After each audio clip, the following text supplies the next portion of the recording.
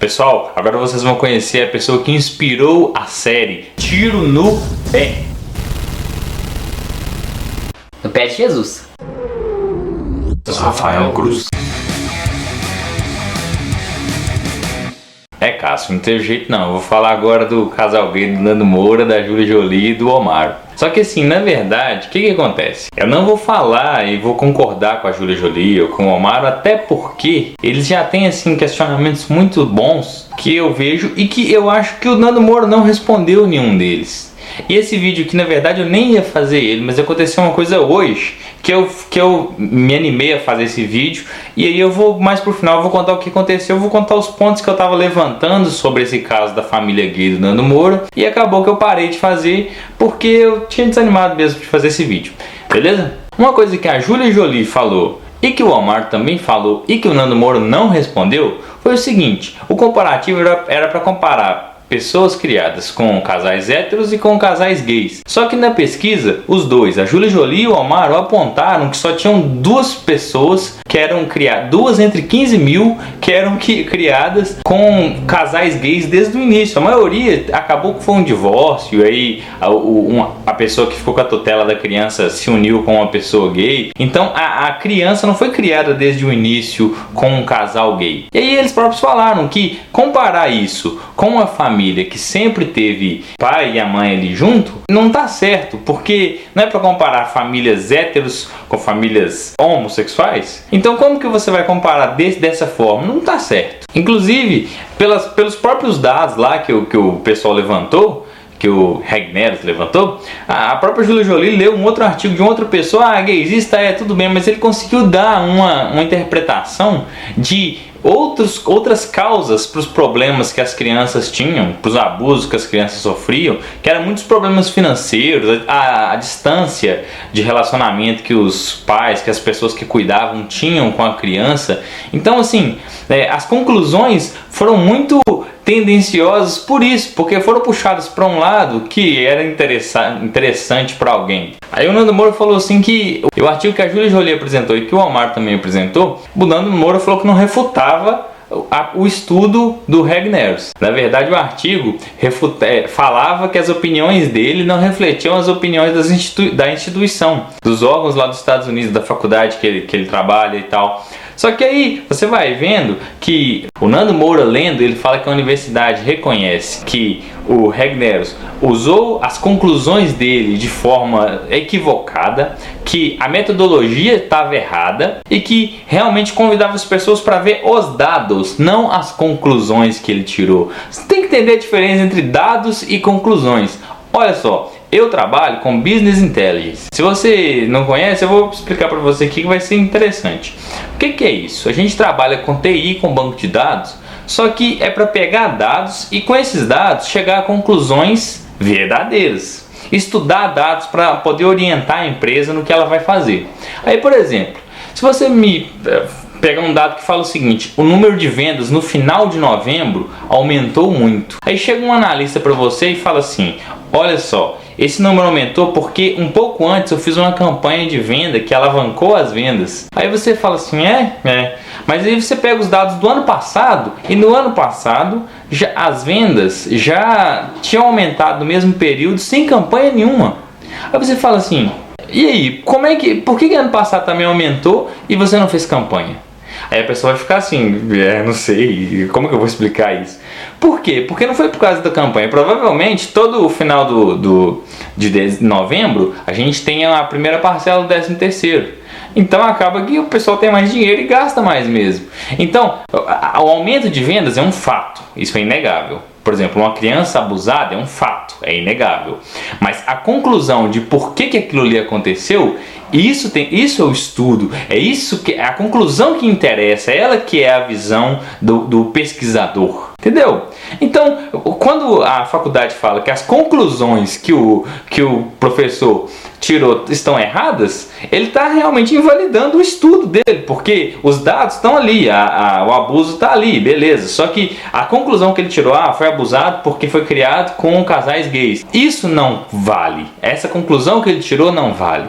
E aí o Nando Moura não respondeu isso, simplesmente ele começa a gritar cala a boca burra e isso tudo e não responde. E um tanto de gente bate palma pra ele. Júlia Jolie, você podia dormir sem essa. Sabe? Tipo assim, ele não refutou nada. Ele simplesmente começou a gritar e leu uma coisa que estava refutando o estudo do professor e ainda assim disse que não foi refutado.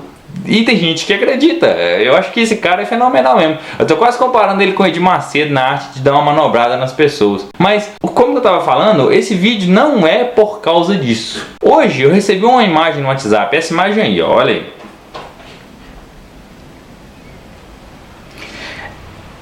Quando eu recebi essa imagem, a pessoa que mandou falou assim, olha o absurdo dessa imagem. E realmente é um absurdo, a imagem é um absurdo. É um cara beijando um menino com a mão dentro da calça do menino. Tudo bem que ainda pode ser uma má interpretação, mas não convém isso. Meu filho, por exemplo, fica às vezes sem cueca aqui em casa, eu já coloco nele logo quando chega alguém, pra não ficar expondo o menino. E enfiar a mão dentro da cueca do menino, assim, abre uma brecha demais e fica quase óbvio que é um abuso. Só que, talvez você não conseguiu ver o comentário aí. Uma pessoa comenta assim, eu acho um absurdo isso, e eu sou contra a adoção de crianças por casais gays. E não é por causa da pedofilia, é pela promiscuidade que a maioria esmagadora dos gays vive. Aí quando eu recebi essa mensagem no WhatsApp, eu respondi pra pessoa que mandou assim, mas com base em que? Eu acho que essa afirmação tá errada, porque com base em que ele tá falando que a maioria esmagadora dos gays é promíscua? Eu nunca vi pesquisa que prove isso, nunca vi uma pesquisa assim, que fique analisando a promiscuidade dos gays, dos héteros e tal. Aí, olha só, essa pessoa que mandou a imagem pra mim falou o seguinte, não, mas quem tá falando isso é um gay, então a informação é válida. Eu falei, peraí, eu sou crente, se eu falar então que todo pastor é safadão, a minha informação é válida, porque eu sou crente, estou falando de crente, entendeu? Isso não valida nada. Aí ele me mandou uma matéria da Veja que fala que 15% dos homossexuais têm o vírus do HIV e que só 0,6% dos héteros tem também.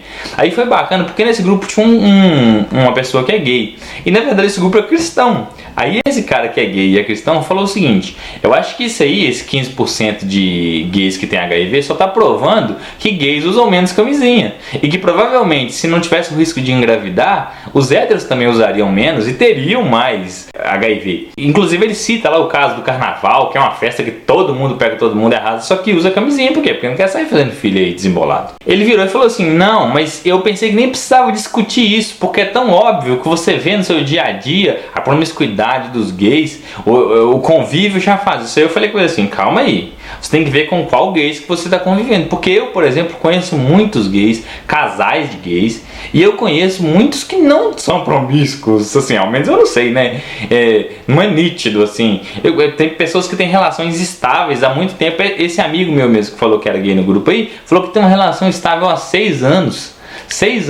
com um mesmo parceiro. Então assim, eu até falei com ele, ó, se o grupo que você tá andando é um grupo promíscuo, aí eu sei que tem que analisar, porque as pessoas que eu conheço, elas não são promíscuas não. Aí eu até falei o seguinte, então a gente pode fazer o seguinte, pegar uma foto do Edir Macedo lá, a do helicóptero saindo do Templo de Salomão com as malas de dinheiro lá, e falar assim, olha só, todo pastor é ladrão, porque veja o exemplo aí do Edir Macedo. Aí ele falou assim, não dá pra usar a mesma coisa. Eu falei, dá sim, você tá pegando um caso de um cara promíscuo e tá falando que que todos os gays, a maioria deles é promíscuo. Então eu posso pegar o caso de um pastor e falar que todos os pastores são. Aí o pessoal não entendeu mais nada, começou a falar assim, não, você não pode ficar acusando pastor, não sei o que. Eu falei assim, gente, eu não tô acusando pastor, eu tô dando um exemplo, é só pra dar uma ideia, um contextualizado pra vocês. Eu não tô falando que todo pastor é ladrão, eu conheço pastores que são gente boa, só que se você quiser pegar um caso para poder generalizar todo mundo, é um problema. E ainda falei o seguinte, ainda que a maioria dos gays seja promíscua, a minoria que é bacana, que tem um relacionamento estável, não deve ser prejudicada por causa da maioria.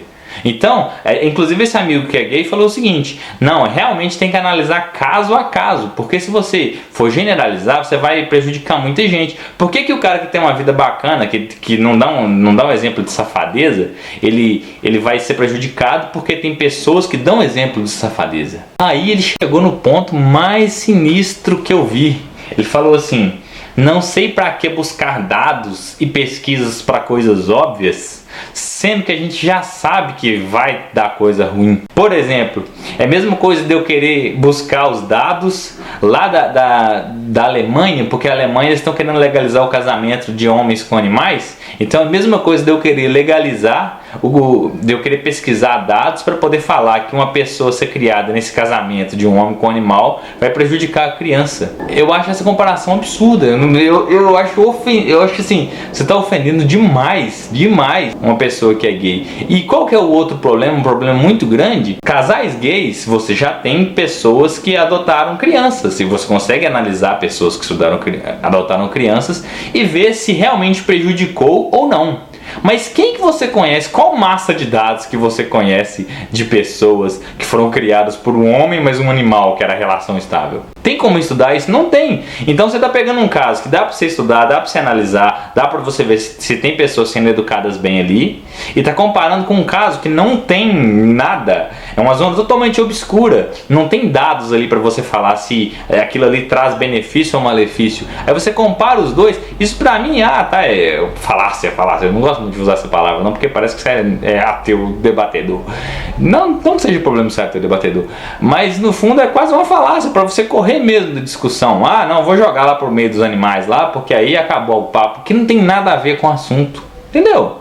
Aí esse amigo que é gay, ele até mandou uma matéria interessante que tem 5 vantagens que praticamente toda pessoa criada com gay tem. Eu vou citar elas aqui e deixar o link também que você poderia ver. E assim, eu peço que você critique. Eu não estou falando que as matérias estão certas, eu estou falando que ela é interessante. Inclusive eu já discordo dela em alguns pontos. O primeiro item que ele cita é que os gays escolhem ter filhos, onde que ele fala que normalmente gay não tem filho por acidente, que acontece. E assim, que isso é bom porque não é uma surpresa e dá para planejar melhor para poder criar o filho. Esse ponto eu concordo. Eles falaram também que ajudam mais os necessitados, que adotam pessoas de etnia diferente. Aí eu já acho que não sei, porque também você vê muitas pessoas hétero adotando do mesmo jeito, então não sei se isso é uma vantagem para quem é adotado por gay. Muitas pessoas que são hétero adotam pessoas de etnias e classes e assim, pessoas diferentes mesmo, né? Eles dizem que as crianças criadas pelos gays, elas já são ensinadas a respeitar a diferença.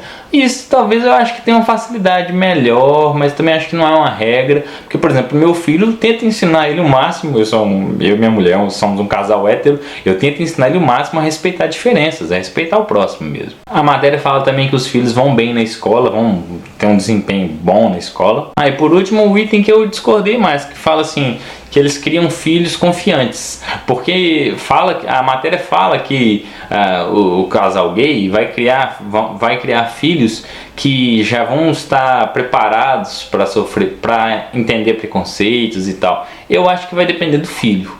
Porque dependendo do filho, ele pode, infelizmente, se ele não for forte o suficiente, ele vai poder ter traumas até por sofrer preconceitos, por ter pais gays. Então assim, eu até falei isso com meu amigo lá do grupo que é gay, ele falou assim, realmente cada caso é um caso, tem que analisar mesmo. Mas o artigo é interessante, eu deixo na descrição para vocês verem e tal. Só que aí fica essas reflexões, sabe? Generalização, afirmação sem dados é complicado falar, beleza? Esse é o vídeo, valeu, obrigado, um abraço.